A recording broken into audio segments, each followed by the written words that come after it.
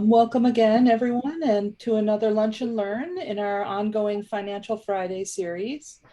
Sainies is excited to offer these sessions in cooperation with our corporate partner, Equitable Advisors. Equitable has a long-standing presence in New York, and a large portion of Equitable's New York client base is built upon the work they do within the public education system.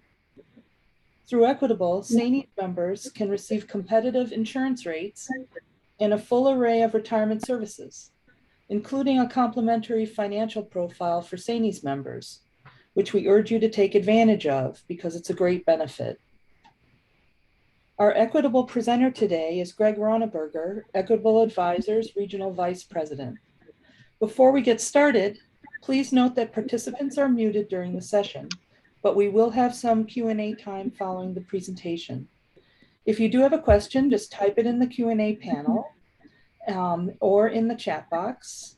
We're also recording the session and it'll be available at sainies.org early next week. And with that, I'll turn the presentation over to Greg. All right. Thanks so much, Annika. Appreciate it. I hope everyone's having a great day today. Happy Friday to everyone. And just to lighten the mood on a Friday afternoon here, we're going to talk about life insurance. So I get that it is sometimes not the most interesting or exciting topic to talk about, but it is something that is exceptionally important. And we'll go through a couple things here based on that. But do appreciate everyone coming in. And if you have questions, please feel free to share them in the chat or the Q&A, and then we'll get to them. So we're going to take about 23 minutes or so just to go through some things, have some time for some questions afterwards. And you can always reach out. I'll share my information in the chat afterwards if anyone has any questions there. So what I'm not going to do is have a bunch of PowerPoint slides necessarily. We're going just to go through some things, some information, be a little interactive with it as well as I write some things out. But what I want to talk about just first and foremost, when we talk about life insurance, it's obviously a very important benefit for folks to have. It is what I feel is most commonly the most overlooked portion of someone's financial plan. But really, it is the foundation, it's the basis where everything should start. Because if your family is not protected, then anything that you build on top of that really is prone to fall apart in the event of an unfortunate passing. And we do see it. We've seen some members over the past couple of years or so pass away in service unexpectedly. And we're going to talk about what that means to someone. Also, it just happened last week or so, 10 days ago or so, that kind of hits home locally, where it was a friend of my wife's. They were actually preparing to go on vacation one morning. They were getting their bags downstairs into the car. Instead of driving to the airport, they drove to the hospital, and through a series of some unfortunate events, the individual passed away. And 46 years old, same age as me. So this stuff is out there. It happens. It hits home. And we just want to make sure that when we look at financial planning, usually financial planning is for ourselves and our families. It's to get us to that point where we can retire comfortably and we could have some fun in retirement. That's really what we work hard and we save the money in order to get there. But what if we don't get there? What about the people that we leave behind? And that's what life insurance is for. In many cases, it's not for us as individuals first, it's for the people that might get left behind. Too often I hear people, when we have these conversations with families, and someone will say, well, so-and-so will just find someone else.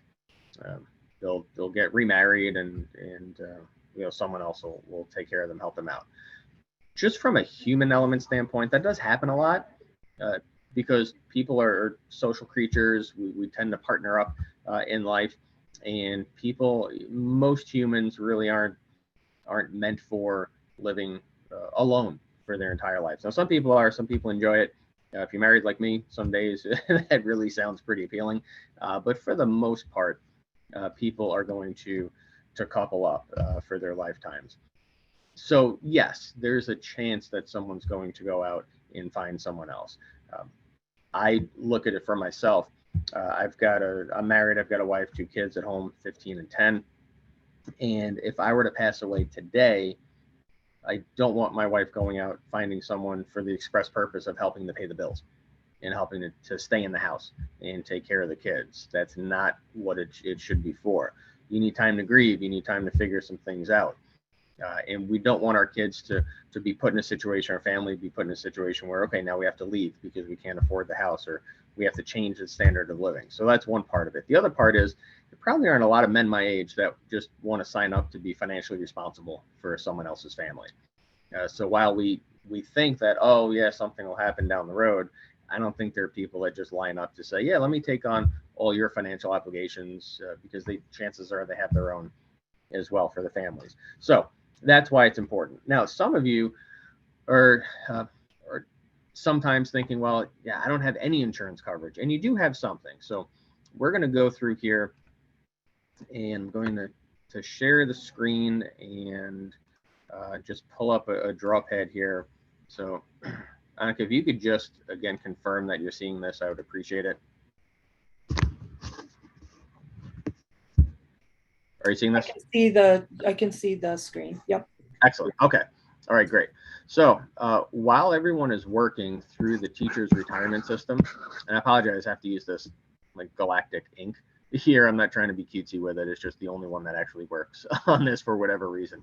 But through TRS, while you're in service, you actually have an in-service death benefit, and that is 3 times your salary. All right, so everyone has that once they have 4+ years in the system. Doesn't matter which tier you're in, as long as you have 4 years or more service, you have 3 times your salary through the system.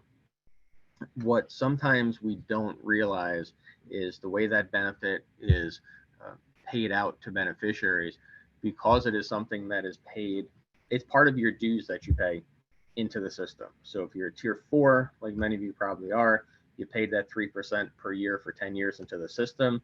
Because you paid in a pre-tax benefit, some of your death benefit is taxable right there. So let's just take an example. Let's take someone who earns $100,000 in salary, just to keep the math easy for me. That death benefit, of course, is going to be $300,000 death benefit to their families. So let's say this is me and I'm a 46-year-old individual, like I am. That's what my family has through the state system. Now that is, remember, in lieu of a pension benefit, because if I'm a member and I pass away in service, I'm not eligible, my family's not eligible for a monthly or annual pension from the system. I am sacrificing that in essence, or I'm not getting it for them, but the death benefit is what's going to be paid out to them. So on the one hand, is it as much as the pension would be? No, it's not going to replicate or duplicate that, but it's something. The other thing is how that benefit gets paid out. It's an IRS rule where if the benefit is paid with pre-tax dollars, only $50,000 of that death benefit is paid out immediately, tax-free. All right, so if I pass away, my wife and family gets $50,000 tax-free right away. But what happens to the other $250,000? That is a taxable benefit. So what happens there? We could do one of two things with it. We could take it. If we take the whole thing out, we're paying probably at least 30% in taxes. So my $250 gets reduced by about $75,000. So it goes down to $175, right? So there's a pretty big hit there. Or that money, that tax could be deferred if it gets transferred to an individual retirement account or an IRA, which behaves similar to your 403Bs. So good in that we don't have to pay the tax. The downside is, from an excess standpoint, that money is available at age 59 and a half or in retirement time. Now we could get it earlier, but again, we're paying taxes. We're paying an early distribution charge on it as well. But right now, so I said I'm 46, but my wife is a bit younger. She's 40. So she would have to wait almost 20 years to be able to get that money out. Yeah. So while that looks good on paper, in a vacuum, the way it's paid out isn't quite as advantageous as some people might realize. So I'd like to go through that just to let you know what's there. You also, through the organization, through Sainies, everyone as a member gets and it's either a $5,000 or $10,000 benefit. I think it's 10, but don't quote me on that. I should know that, but I apologize that I don't. So you get that with your membership through Sainies. Is it a huge amount? No, but at least it's something. And then you can purchase additional coverage from $5,000 to $25,000 in group insurance. It's group term insurance. Everything we're talking about is called group term insurance, and we'll go over the differences between there as well. So if you're thinking about, all right, what do I have from a baseline standpoint versus what I need? So if I'm looking at someone's need for insurance, let's say it's this much money, and the actual amount of what it is doesn't matter right now because it's different for everyone. But as we go through, we calculate, well, what do people need? Well, then we start to look at, okay, well, what do you have? And you've got your TRS benefit here, and you've got your little Sainies benefit right here, and I won't try and squeeze that in. Oops. I can spell Sainies. So you've got that benefit as well. You might have some other personal protection on top of there as well too. Now, what we just want to know is there a gap here? If there is a gap in your coverage, well, what do we need to do about that? How do we need to correct that? Why you would want to look at the benefit in filling in that gap, it really is, there are two parts of an insurance need. It's the immediate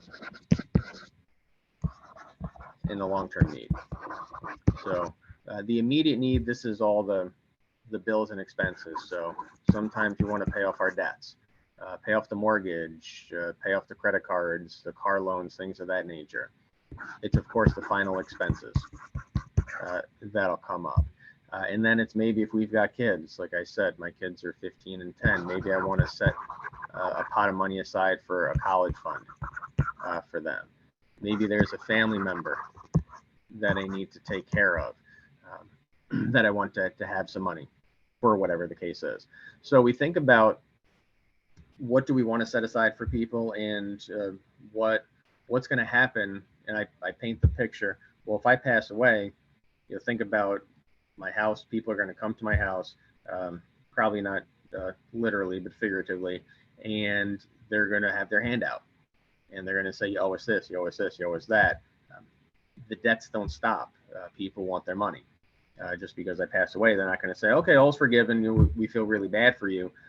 The bank might feel bad, but they're still going to want their mortgage payment each and every month. The credit card companies, they're not going to let anyone off the hook there. So what the insurance agent does, again, not literally, but figuratively, is stands in front of the beneficiaries at the front door and says, okay, here's your money, go away. Here's your money, go away. Here's your money, go away. Leave the family alone. So that's where the immediate comes into play. And that's usually pretty easy to calculate. What are your debts? What do you want to put toward all these different areas? And then boom, you're good. Well, on the long-term side, then this one's a little more technical, a little tougher to figure out, but that is the income replacement. So think about someone in my situation with young kids. My wife's actually a stay-at-home mom still, so I'm gone, no income. It's zeroed out. How do we pay the bills long term? How do we pay the expenses? How do we just live, continue the standard of living? That's what I said before. So I want my wife trying to get a babysitter so she could go out and find someone to help pay the bills. No, that's not what I want to happen. So we look at the income replacement. What needs to come into the household? Sure, she might have to go out, get a job, but where's the gap going to be, and how much money needs to come in on a monthly basis in order to provide that? Also think in your situation, because you have your pensions, and remember I said before, if you pass away in service, the pension's gone. So if I were a New York State retirement system member, and we are planning our retirement, and a big chunk of our retirement is that New York State pension, well, if that's all of a sudden gone, and we've been relying on that benefit, that needs to be replaced as well. So there's certainly some considerations there. What happens down the road if that were to come up? So when we look at why we need coverage in all these different time frames. So if we look at someone who's, maybe in their just different age groups, 45, 55, 65, 75, and so forth. Typically, our need for coverage is going to do something like this. Initially, as we're younger, and this might apply to some on the call, or maybe kids that you have on the call even, but as we're starting out, what do we need to do? Well, we need to cover, maybe we buy a home, maybe we're starting a family, or maybe we're simply just protecting our insurability. And I'll get to that in a minute here. So that's why we want to have coverage early on. As we age, of course, well, what's happening? Our income is going up. So what happens when our income goes up? This is just human nature. Our expenses go up. So when our expenses go up, it costs us more to live. Then we look at that income replacement and we say, all right, now we need additional coverage there. We start having kids perhaps. So we're having an increase in our family structure. So then there's just more need there as well. As we get into our late 40s to early 50s or so, it tends to peak. Our peak earnings are usually here. However, perhaps somewhere in this age group here, our kids are out of the house, self-sufficient. Then they're not relying on us quite so much. The income replacement need might go down a little bit. When we're in our 60s and 70s, do we need a ton of insurance? No, but we still have those final expenses. We still have some debts. Again, we want to protect our pension for our beneficiaries as well. If that is a spouse or significant other, that's one thing. If it's a child that we want to leave the money behind to, so that's why we need coverage. Most people will tell me, well, Greg, once I hit here, once I retire, I'm 65, what do I need life insurance for? There's still some reasons why you want to have it. So at different life stages, it's going to be dependent upon what's going on and can you kind of future protect your insurability. And what I mean by that is, of course, everyone knows insurance is cheaper when you're younger. Why? Because you're healthier and you have a much longer time to live. But also think about that younger individual, or if you're looking right now and you say, all right, well, I'm 45 and I want to protect my pension here. So maybe I want to look at some insurance, and the state retirement system suggests that you do that as well. But I'll wait until I'm 55, 57 years old. I don't need to take it right now. Well, what if you're not healthy in 10 years? What if your health declines? When you look at, I mentioned a 46-year-old individual woke up, thought they were taking a family vacation, and then his wife and kids had to go home without a father. Horrible. No one thinks that that's going to happen to them, but it does. And I don't know what he passed away from. It's still kind of up in the air, but you think about what's going on in the world over the past couple of years with COVID. Right now, there aren't a lot of COVID restrictions on life insurance plans, but that could be coming when the medical community starts to figure out, well, what are the long-term ramifications, if any, for someone who got COVID? And there could be some exclusions there. It could be that, hey, in 5 or 10 years, we're not insurable anymore, where a company's going to say, no, we're not going to give you coverage because you have this side effect or because you had COVID 3 times or something like that. I don't know. Who knows what's going to happen? But to be able to lock in the benefit and the ability to have coverage for the rest of your life, that's something that people might want to think about right there. So with that, really quickly, there are different types of coverages out there, and some of you may have heard of these terms called term insurance and permanent insurance. So just a very quick primer on how these work. Term insurance tends to cover someone for a specific length of time. That time might be 10 years, 15 years, 20 years, so forth. People will take on the coverage at a certain time, and then it typically expires at that time. So it's got a start date and an end date. And why do people do this? They might say, well, I've got a mortgage or some type of debt to cover with this insurance plan. That's how long I want it for. Maybe they're going to say, I just need coverage for as long as my kids are in the house, so I'm going to go ahead and take on some term there. Whatever the case is, if someone had I'm just going to make up numbers here. Someone has a $500,000 term policy. They're effectively paying premiums that are going to cover what's called the cost of insurance to the company. So the company says, all right, Greg, you're 46, you're in semi-decent health. You could lose a few pounds without a doubt, but we're going to give you a policy and we're going to ask you for $100 a month. You're going to have that policy for, let's say, 15 years. Once 15 years is up, no more coverage anymore. It's done. You paid us your money. Hey, thanks very much. Like your car insurance, like your homeowner's insurance. If we're not filing a claim, there's no benefit paid out. So I got coverage for a fairly inexpensive rate.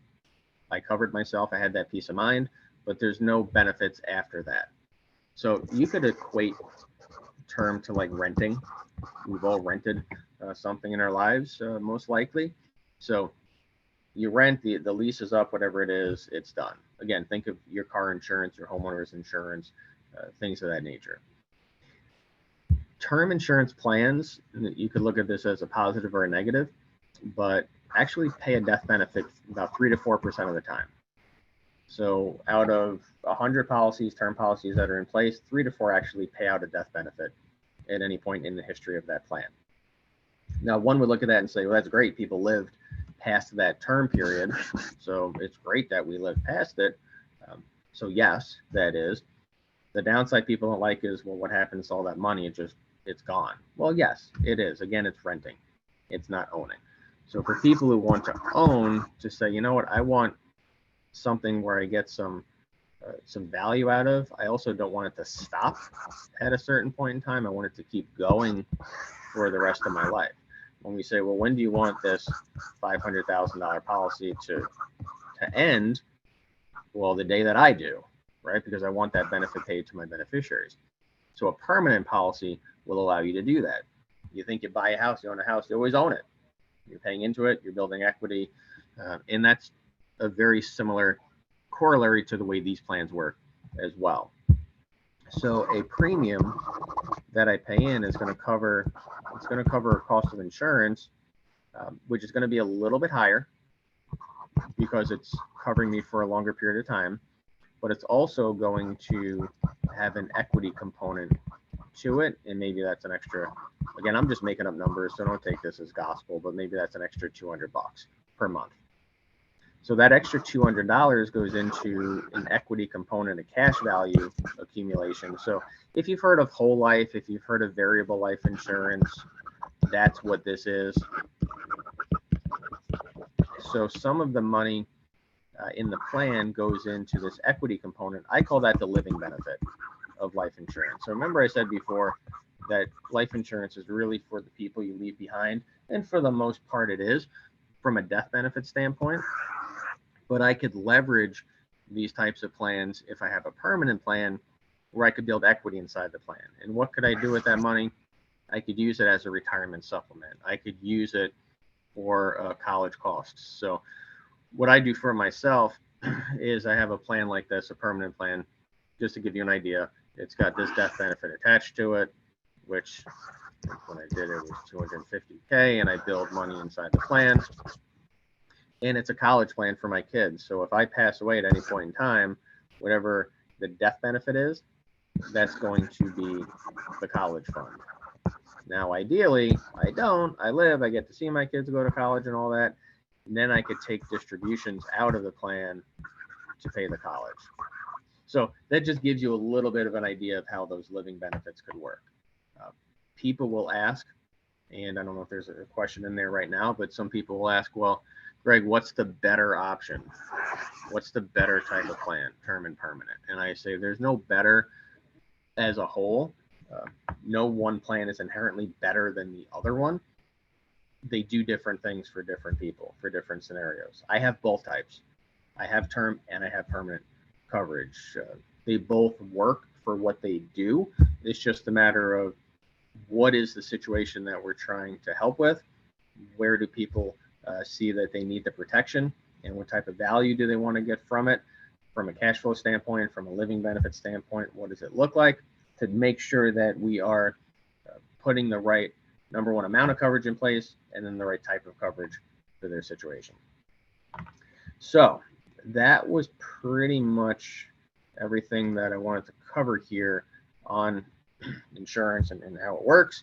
Hopefully that was helpful. I know it was super quick and probably a lot of information there, but this is something that we don't expect you just to look at this and say, okay, I get it now. I'm good. I'll go on with my life. Take the step to go ahead and really put this, look at your plan, look at your current situation, and see where you might have a deficit, and then get someone to help you out. So again, hopefully that was helpful. Appreciate someone said this was a good overview. Thank you for that. I'm going to put just my number in the chat in case somebody needs that. I'll throw an email in there as well, which I suggest copy and paste because it's fairly long with a name like Ronneberger. So I've got there's a question or in the chat. Do you know what percentage is removed from your pension if you take a beneficiary through your pension? There are a lot of factors on that. It depends on your age, your beneficiary's age, how much of a reduction you could take. There are about 13 options that the state will provide you, but you could also customize one. It's anywhere from, I've seen as low as 5 to 10%. I've seen it as high as 15-20%. So it could be fairly significant, where if we do one of these classes on pension maximization and protection, it could be a better benefit to take the maximum pension option and buy your own private life insurance. When you do your meetings with the state retirement system, they do suggest that. In fact, it's on their website as well. But that's something, I'm guessing you're going there with that question. That is something that every single one is individualized. I couldn't give you a specific number, but the range, could be high, it could be low. I can actually see all these questions. That's pretty cool. When can distributions occur in a permanent policy? Whenever they want to. There are there's no IRS guidelines or restrictions as far as money out. They could be used for any purpose, for any reason. Are there limits? Yes, there are limits, but it's actually they're pretty high, pretty flexible as far as what you could put into one of those plans. I mean, it's kind of another half-hour conversation, which I don't want to keep people on for that. Do you recommend paying for permanent insurance if you have a large amount saved in a 403b? Again, it's a maybe. It depends on what you want it for. Depends on, are you using it to protect your pension? If you have a large chunk in your 403b, maybe you only need a term plan cover from, say, 55 to 75. And then the 403b distributions, if you haven't spent them, could help your beneficiary. But there's so many different things that could happen there. It's kind of hard to give absolute answers to that without kind of diving into individual planning situations, which is what we do. So we could definitely help with that from an individualized standpoint. Someone says it's actually better to buy your own insurance over taking a partial pension variation. I'm guessing that's a question. Is it better to buy your own insurance over taking a partial pension reduction? If it's planned properly, I'm going to say yes in many cases. But there are, again, some considerations, like, for example, how healthy are you? Can you qualify for your own coverage? How soon do you get it? Sometimes the reductions through the state are fairly inexpensive. And some people like the comfort of having the state take on that risk and pay that benefit. I will say if someone's not very healthy and you think, you know what, like me, I'm 46, my wife's 40. She's in far better shape than I am. If I got to retirement and I said, all right, I'm 58, 60 years old, I don't think I'm going to make it 10, 12 years, but she's going to live to 95. I'm going to be looking at the state option because they're probably going to provide a better benefit than I could get myself. So the state option is not a negative in every sense. It's not always your own option is a better option. One here, hopefully I'm answering these questions effectively for your folks here. I keep getting asked to convert my term to whole, even though they are not expiring for a few more years. What are my thoughts? With a conversion, you could convert from term to a permanent plan, like a whole life plan. Again, it's going to depend on how long do you want the coverage. The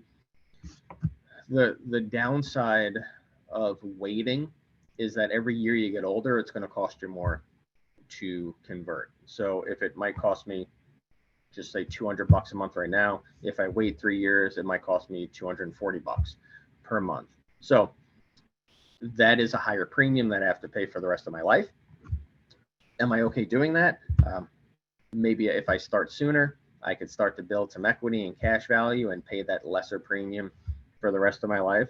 Just make sure that, and I'll say this as delicately but directly as possible, make sure that the conversion is in your best interest, not somebody else's, because unfortunately, look, there are, I believe in what we do, and I believe in people that help folks like yourselves, but just like in any industry, sometimes people will suggest things for their own benefit, not for yours. So if you keep getting asked and you think, hey, this might not be the best for me, just get a second opinion. And if the second opinion is close to what the first opinion is, then okay, there's relevance there. If it looks like it's not in your best interest, then you make that decision as well. Any particular companies offer better whole life plans than others? Yes, ours, of course. I mean, that's kind of a no-brainer. But no, in all actuality, there are a lot of companies out there, good, strong insurance companies that we utilize, that we could recommend. There are different types of companies, or different types of policies, I should say. So it's not just whole life. There's universal life, there's variable life, there is that whole life. There are a lot of different options out there. What I recommend, so a company like Equitable, if you're curious, yes, we have our own in-house insurance option, but we could also shop out over 100 different companies as well to work with. So we're not just stuck with one company to utilize. So I'll be honest, all my life insurance is with Equitable, but it doesn't mean, again, it's the best company for everybody. So we could shop out other companies if we don't have a great benefit here. But there are good companies out there. We're not the only one. But so I couldn't really say, because some companies do things better than others. So some company might have a better whole life plan, but a variable life plan might be better with another company. So you look at, just as an overarching thought process here, if you're looking at a decision tree, A, do I need insurance coverage? B, how much do I need? C, what type do I need? And then you make the right decision from there. So looking at how do you find an individual that could help you answer those questions. And again, that's the benefit that we could provide to members as well, like yourselves. Sounds like it can be a complex calculation to pick the best option in private pension versus private insurance. Is there a formula commonly used? Not a cut and dried one where I could just type it in the chat and say this. Again, we get the information from the state retirement system. We look at what the options are there. We look at your situation. We look at, see, what the state doesn't know is they don't know how many assets you saved up on the side. They don't know what the life expectancy is really going to look like from a family health situation. They don't look at what the lifestyle is going to look like in retirement. They don't look at, well, what are the other considerations? Kids, grandkids, do we want to have help there down the road? It's just the state formula is quite simply an actuarial calculation. Here's your age, here's how long we expect you to live. Based on that, based on the beneficiary and your pension calculation, these are the percentages. But again, it's not really going to tell the story of, is it what we need? Is it the best option? So our planning software, the tools that we have with all the various inputs that we put in, will give us the numbers to show us, say, which is the best bet. And sometimes it's a numbers thing where people say, well, what's cheaper for me to do? All right, that's a consideration. But a lot of times it comes to the flexibility down the road. So quick example there, as we're talking about the pension. I'm a member, I retire, and this happened to in my family. So I'll use, instead of myself, I'll use my parents because it happened with them. My mom and my stepdad, actually. He was not in the teacher system, but in the public safety system as a police officer. Worked a lot of hours before his retirement, 50, 60 hours a week, build up his income, his pension, his savings, and all that. Now, all of a sudden, these two people that kind of lived, separate but together lives are staring at each other 24/7. And what happens? Yeah, I don't really like you anymore, right? This isn't kind of what I signed up for from a retirement standpoint. So they got separated, got divorced. If you take a reduction through the state pension system and you leave your spouse as your beneficiary on there, and it's after 30 days and you split up, so it was 5-6 years in retirement, they got divorced, you cannot change that option. Your ex-spouse now is always your beneficiary on that pension for as long as you live. And if that person passes away, then of course you could, you don't name a new one, it just expires or goes away. But it can't be changed. So there's a flexibility component to the decision as well, where we look at, what's the situation? And that's not always an easy conversation to have, but it's something that, because no one looks and says, well, what if you divorce me? What do we do? You get a lot of kind of funny looks and conversations when you're in that meeting, certainly. So sometimes I just have to leave the room and then come back after a few minutes. But so again, it's in a situation like this, in a presentation like this, I can't just sit here and say, oh, it's best to do this or that. The situations are so specific based on your personal situation that it's like you tell a doctor, hey, I'm not feeling well, what should I get? And someone on the computer screen says, well, go take this, go to the drugstore and take this. You don't want to take that advice. You don't want to take advice from me if it's just blanket advice. So when you see on the financial stations, I'm babbling just because there's no questions here, but if you're watching the financial news stations or you're just reading something like in a money magazine and they say, don't do this, only do that, you'll see people only buy term insurance because it's the most cost effective. Well, if I have a 15-year term policy and I die in year 17, that term insurance didn't do me any good. So I never use absolutes, and I never say that anything is right or wrong, good or bad. It's what's best for you. We buy affordable term via our union. It's moving up in cost. Yep. Is that a compelling reason to consider conversion? Your term through your union, it's group term insurance, and typically every 5 years, the price goes up because you're older, you're getting closer to death, really. Depending on the type of plan you have through NYSA, if that's what you're talking about, there are conversion privileges with certain types of the plans you buy. If you have the super duper cheap one, they don't have conversion options. Some others do have conversion options, but I'll tell you that what they convert to isn't always the best type of plan, where you might want to look out and say, well, let me compare that to a plan outside of my union, because sometimes it's just the way they're built. The conversion, like what I talked about before, the type of permanent plans that are out there, it's not always the same as that. You don't always get that cash value accumulation opportunity. So sometimes they're just not all that strong and effective. And I've seen that with some of those plans through the NYSA benefit. So that's just a function of, again, like I keep saying, what do you have? Compare it to what else is out there.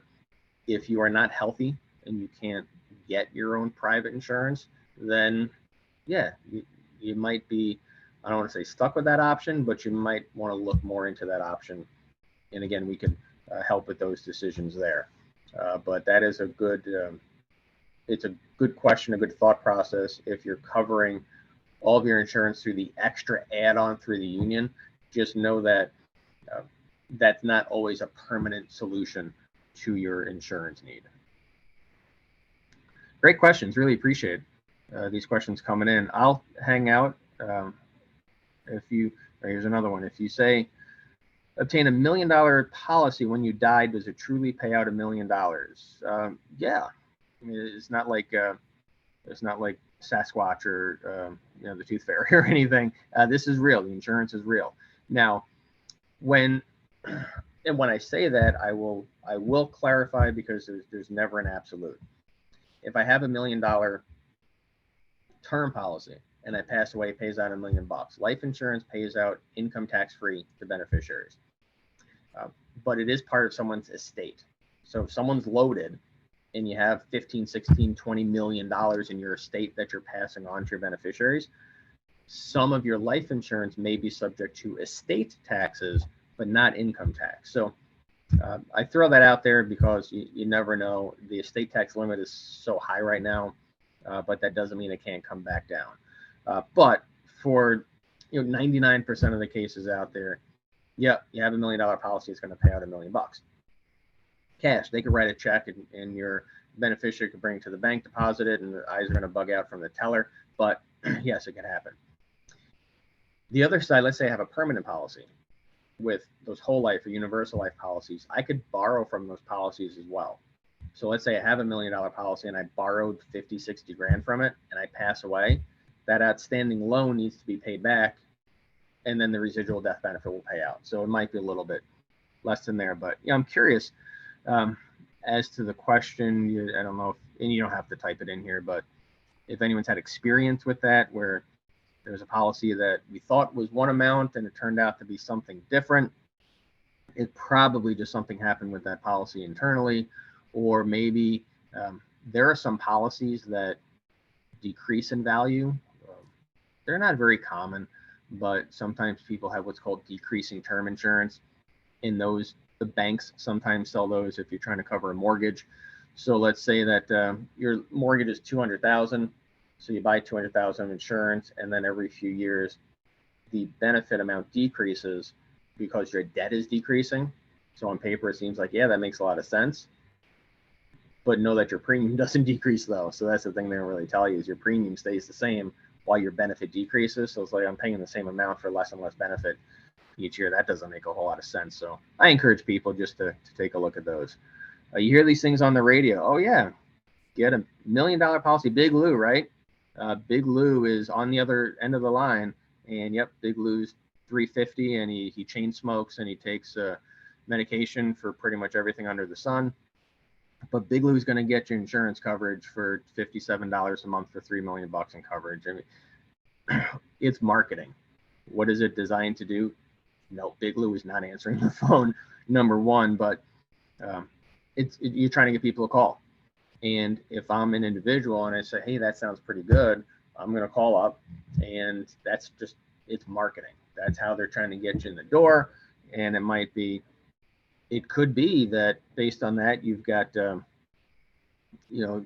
Western Minnesota life insurance company that, is run out of a building the size of my office here, which is, I don't know the square footage, but sometimes you don't know what you're getting. And the last thing you want is your life insurance company to go out of business before you die. You don't want that. So you want a big, strong, reputable company. Those things aren't always the best options for you, but it works. Obviously, people call up and they sell policies, I guess, but I always get a laugh out of them when I hear it. But so why are they doing it? Because more and more people are looking at life insurance.